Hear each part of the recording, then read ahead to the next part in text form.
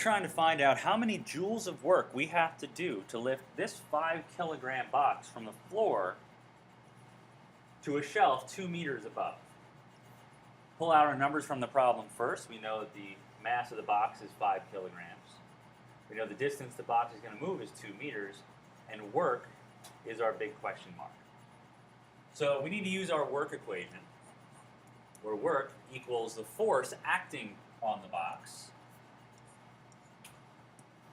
times cosine of the angle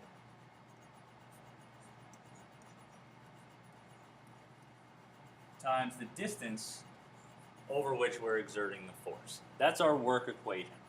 What's nice about this problem is the box is being lifted straight up. There's no angles here with the forces. I'm not pulling up and to the right or up and to the left.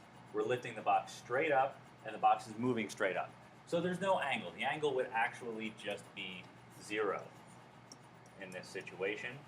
And when the angle is 0 degrees, we can just get rid of this cosine of theta because the cosine of 0 is just 1.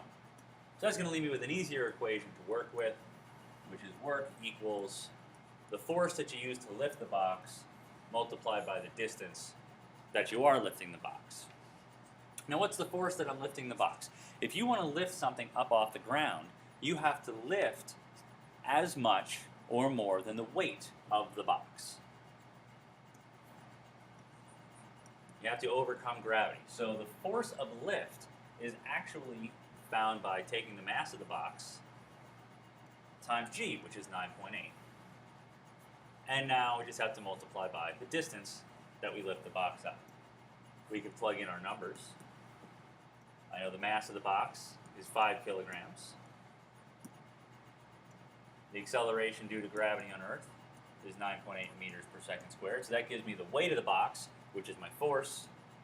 And to finish my equation, I just have to multiply that by the 2 meters that I am lifting the box.